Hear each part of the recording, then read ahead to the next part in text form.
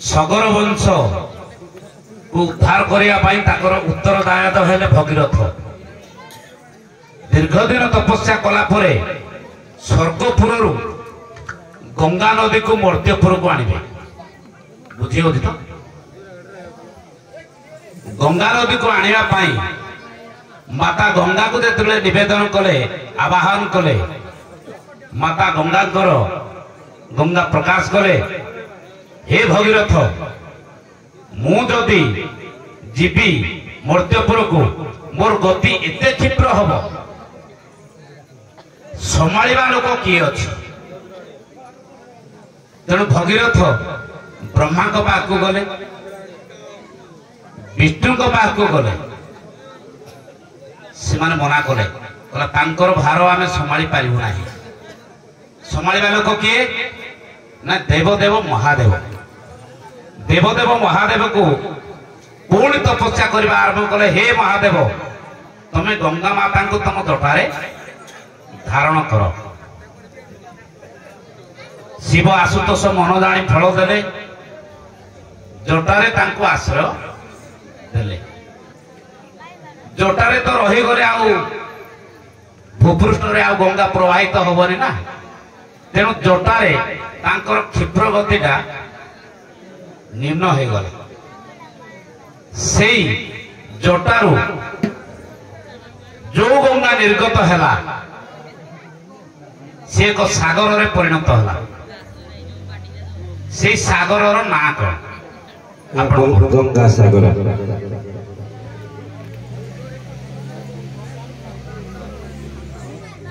Hello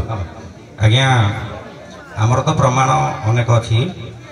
जो गंगा आगे बहीगला लादिनी प्लाविनी नलिनी सीता सिंधु सचक्षु भद्रा एवं अलकानंदा से बही जीवा गंगा से बही जीवा गंगा शिवं जटारू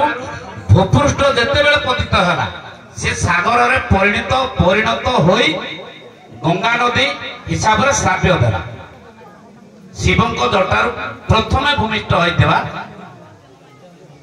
से गंगा माता ये श्रावणा सागर रे परिणत हैला। से सागर रो ना आज्ञा आरब सागर। आरब सागर तो समुद्र आज्ञा श्वेत गंगा गंगा सागर परिणत है। गंगा देवी तो निजे ओल्हेले गंगा सागर हो किंतु जेहेतु महादेव आम तर्क करवा विचार कहले भी देवदेव महादेव हर हर महादेव काल काल महादेव। तेणु उत्तर मु परिप्रकाश करी ना मत ही पाप लगे से है बिंदु सागर। बिंदु सागर गोटे सागर नु बिंदु सागर गोटे होचे आज्ञा ह्रद। बिंदु सागर शुणतु मो कथाटा सब जाक नदी आसीबा से बुंदे बुंदे दे प्रतिष्ठा करिबा तो बिंदु सागरटा सागर नु भुवनेश्वर रे हमर सागर रूप रे परिगणित हे नाही। बिंदु सागर जटारू पतित हला भूपृष्ठ रे सेटा बिंदु सागर रूप रे प्रणत हला तापरे मर्त्य भूमि रे प्रवाहित सर एटा को पुराण अछि को पुराण कहले देखि अछि ना ना तर्क करनी ना तर्क नाही। एटा हमर शिव पुराण रे अछि जेते बेले कीर्तिवास असुर को वध कले तेणु देवी को आज्ञा तृष्णा हला तेणु निजे शिव त्रिशूल रे भूमि को खंडन कले। तेणु भूमि को त्रिशूल मारिबा द्वारा से पाट अलगा बिंदु सागर ह्रद आज्ञा जन्म से पाट अलगा अछि। से होची ह्रद आपण देखिबे फोन नंबर देई देबी आपण निजे बाददंड करूछंती निजे प्रमाण खोजिबे तापर मते फोन करिवे बही सह पठेई देबी। बही सह निजे जेहेतु दंड करूछंती आपण माने दंड करूछंती खोजिबे खोजिले मिठा मु तो कहि देले सळा कथा मु तो उत्तर कहि देली बिंदु सागर किंतु बिंदु सागरडा काहे की जटारू गलित हैला परे तार जो प्रशमित हैला स्रोत ताकू बिंदु सागर सहित तुलना करा है। विभिन्न प्रकार कवि विभिन्न प्रकार लेखक लेखुछंती हम मना करू नहीं हेतु ना आपण शास्त्र खोजिबे मो फोन नंबर भी रखिबे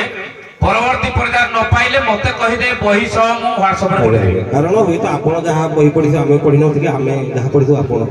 पार्वती को हो मां पार्वती आपण गोटे पद गाइथिले एई रूप रे महिषासुर को बधिले पदटे गाइथिले मोर मन अछि महिषा मां दुर्गा जेते बेले मोहिनी रूप धारण करी सर्वदेवता मानकर अस्त्र शस्त्र को धरी मोहिनी रूप धारण कले से समय महिषासुर जेते आसिला तार अंग सौष्ठव को देखी तार शौर्य वीर्य पराक्रम को देखी मोहिनी दुर्गा विचलित हेले अतिष्ठ हो गले तार अंग सौष्ठव देखी किंतु से समय माँ जो अतिष्ठ हेले माँ सर्वमंगला को मोहिनी दुर्गा स्तुति कले जितेबले स्तुति कले माँ सर्वमंगला तथास्तु कहले से समय देवी भागवत रे गोटे पद अच्छी सर्वमंगला मोहिनी दुर्गा को चेतई देले चारि पादरे एक पद देवी भागवत रे उदित चारि पाद गोटे धाड़ी पाद चारि पादरे एक पद सर्वमंगला जो चेतई देथिले मां दुर्गा को सी पदड़ी का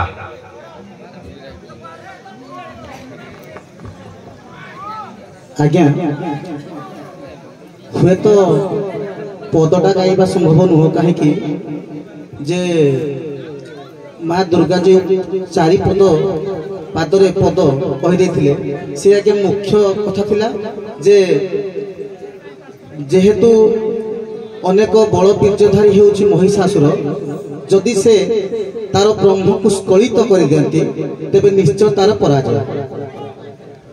आज्ञा ये तो वास्तव कथा आज्ञा सुन तेणु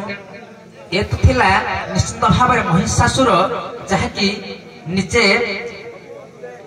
ताकर दुर्गा हस्त में बद्ध हवा मुख्य जिनिस तेणु भवद्वार को देखिला परे निश्चित भाव में मोहित होई महिषासुर आज्ञा बल बपुहीन होइथिला ये कथा तो सारांश किंतु आपण जो पद कथा कहले तेणु एमिति आज्ञा कौनसी कलाकार नाहाती जे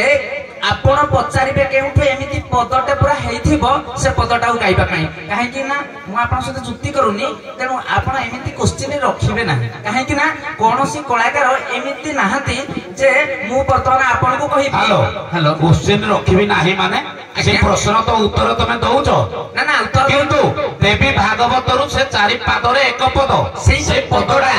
से जो पदटा एमिति आज्ञा कलाकार नाहांती जे से पदटा घोषिथिबे एवं कहिबे काहे कि ना आपण को जदी पचारा जीव जे भागवत रु गोटे पद कहा जीव कोनोसी वर्ण लागिबोनी आपण पुराण अध्ययन करि ना तमे अलगा रास्ता रो काहे जाउ अलगा रास्ता तर्क को जाउ तमे आपण सुनतु सुन तमे उत्तर देलो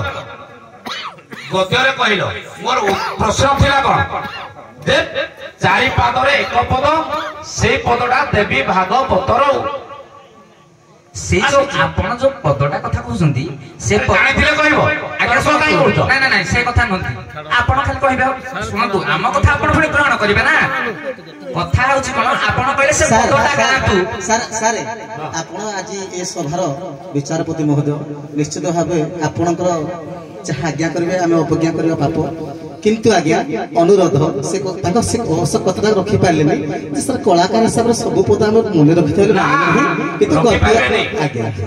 कलाकार जहाँ जानी मु जानी आज्ञा आज्ञा मु जहाँ जानी तमे जानी से गद्य आकार कहि दो गद्य उत्तर तो यथार्थ देलो उत्तर से यथार्थ गद्य आकार रे जहाँ उत्तर देलो से उत्तर यथार्थ उभय पक्ष कलाकार से पदटा मु कहिबी सुनंतु सारे कहिबी ना पचारिछि ना आज्ञा कहतो आज्ञा कहतो आपण सुनिले मागो तोर भोग मार्ग न देखई जेबे कोटि जोगे महिषासुर नबरइतेबे सेटा एबे स छाड़िण तुही हेबु लग्न साई महिषा मृत्यु हेबो तोर जानू यौवन को चाही तेणु आपण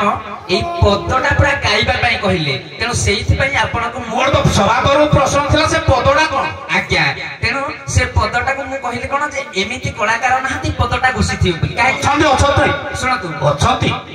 नाहा आमे एने वर्तमान मु आपनको पचारिबी जे वर्ण लागिबनी भागवतर पचारि काहे तर्क काहे करजो आपण जोडा नुहे कहउछन्ते हम तर्क कोन तर्क कोन तुम कलाकार हले तर्क करिवो हो सर समापन करंतु हौ आगो दिबा क्रोधित रहे आ विचार बा आसर बस क्रोधित हम काहे न अदथा युक्ति करे क्रोधित हो ठीक है